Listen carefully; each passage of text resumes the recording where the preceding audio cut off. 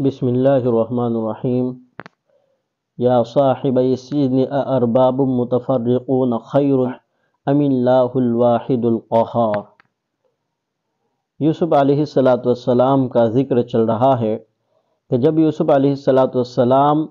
Jail میں بھیجے گئے تو یوسف علیہ السلام کے ساتھ دو نوجوان اور جیل میں بھیجے گئے۔ یہ دو قیدی جو یوسف علیہ السلام کے ساتھ جیل میں گئے تھے، ایک روز انہوں نے کہا کہ آپ ہمیں نیک صالح بزرگ معلوم ہوتے ہیں، اس لیے ہم آپ سے اپنی خواب کی تعبیر معلوم کرنا چاہتے ہیں۔ حضرت ابن عباس رضی اللہ تعالیٰ عنہ اور بعض دوسرے ائمہ تفسیر نے فرمایا کہ یہ خواب انہوں نے حقیقتاً دیکھے تھے۔ حضرت عبداللہ بن مسعود رضی اللہ تعالیٰ عنہ نے فرمایا کہ خواب تو کچھ نہیں دیکھا تھا، محض یوسف علیہ السلام کی بزرگی اور سچائی کی آزمائش کے لیے خواب بنایا تھا۔ بہرحال ان میں سے ایک شاہی ساقی نے تو یہ کہا کہ میں نے خواب میں دیکھا ہے کہ میں انگور سے شراب نکال رہا ہوں، اور دوسرے یعنی باورچی نے کہا کہ میں نے خواب میں دیکھا ہے کہ میرے سر پر روٹیوں کا کوئی ٹوکرا ہے، چھبڑا ہے، اس سے پرندے نوچ نوچ کر کھا رہے ہیں، اور درخواست کی کہ یوسف علیہ السلام ہمیں ان دونوں خواب کی تعبیر بتلائیے۔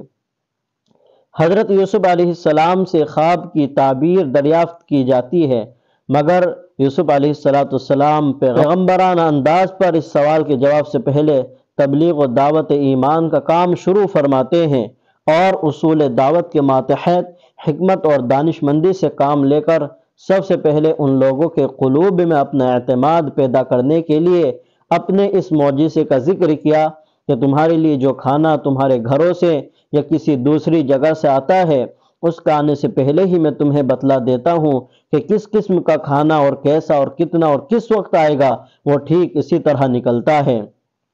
اور یہ جو میں تم کو بتلاتا ہوں، ذالکما مما علمنی ربی، یہ کوئی فن یا کہاوت وغیرہ نہیں، بلکہ میرا رب بذریعہ وحی مجھ کو بتلا دیتا ہے، میں اس کی اطلاع تمہیں دے دیتا ہوں۔ یہ ایک کھلا ہوا معجزہ تھا جو دلیل نبوت اور اعتماد کا سب سے بڑا سبب ہے۔ اس کے بعد حضرت یوسف علیہ السلام اپنی تبلیغ و دعوت کے بعد ان لوگوں کے خوابوں کی طرف متوجہ ہوئے اور فرمایا تم میں سے ایک تو رہا ہو جائے گا اور پھر اپنی ملازمت پر بھی برقرار رہ کر بادشاہ کو شراب پلائے گا، اور دوسرے پر جرم ثابت ہو کر اس کو سولی دی جائے گی اور پرندے اس کا گوشت نوچ نوچ کر کھائیں گے۔ آخر میں حضرت یوسف علیہ السلام نے فرمایا کہ میں نے تمہارے خوابوں کی تعبیر جو دی ہے، یہ محض اٹکل اور تخمینے سے یا اندازے سے نہیں دی، بلکہ یہ خدائی فیصلہ ہے جو ٹل نہیں سکتا۔ بعض جن حضرات مفسرین نے ان لوگوں کے خوابوں کو غلط اور بناوٹی کہا ہے، انہوں نے یہ بھی فرمایا ہے کہ جب یوسف علیہ السلام نے خوابوں کی تعبیر بتلا دی تو یہ دونوں بول پڑے کہ ہم نے تو کوئی خواب نہیں دیکھا، محض بات بنائی تھی۔ اس پر یوسف علیہ السلام نے فرمایا قضی الامر الذی فیہ تستفتیان، کہ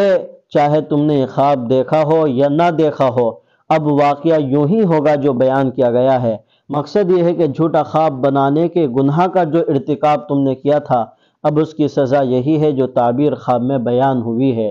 پھر جس شخص کے متعلق یوسف علیہ السلام تعبیر خواب کے ذریعے یہ سمجھے تھے کہ وہ رہا ہوگا، اس سے کہا کہ جب تم آزاد ہو کر جیل سے باہر جاؤ اور شاہی دربار میں پہنچو تو اپنے بادشاہ سے میرا بھی ذکر کر دینا کہ ایک بے گناہ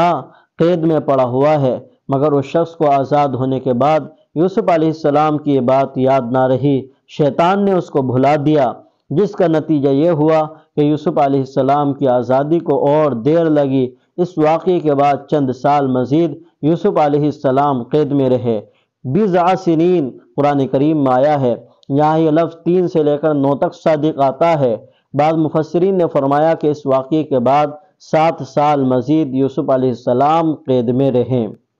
تو یوسف علیہ السلام نے فرمایا اے میرے قید کے ساتھیوں، کیا متفرق رب بہتر ہے یا ایک اللہ جو زبردست ہے، جس کا اقتدار سب پر غالب ہے؟ ما تعبدون من دونہ،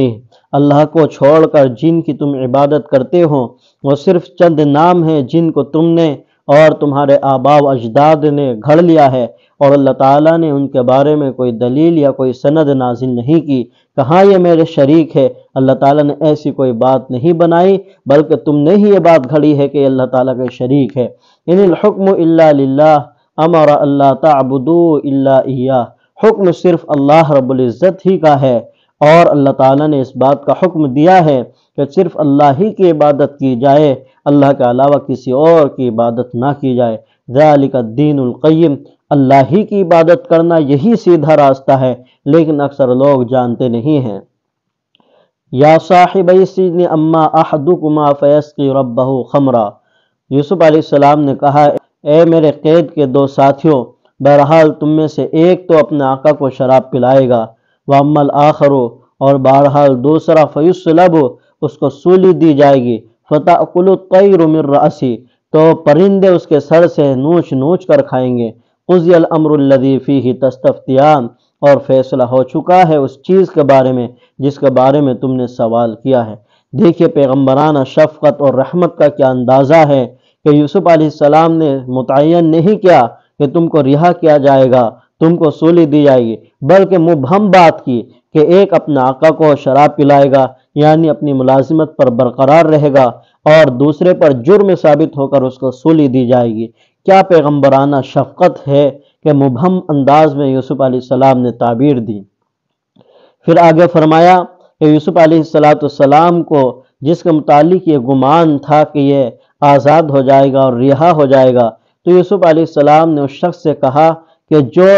نجات پانے والا تھا کہ اپنے آقا کے پاس جا کر میرا ذکر کرنا، لیکن شیطان نے اس کو بھلا دیا کہ وہ یوسف علیہ السلام کا اپنے آقا کے سامنے ذکر کرے۔ تو یوسف علیہ السلام اس کے بعد چند سال اور جیل میں قید رہے۔ اللہ تعالی ہم سب کو بات سمجھنے کی توفیق عطا فرمائے۔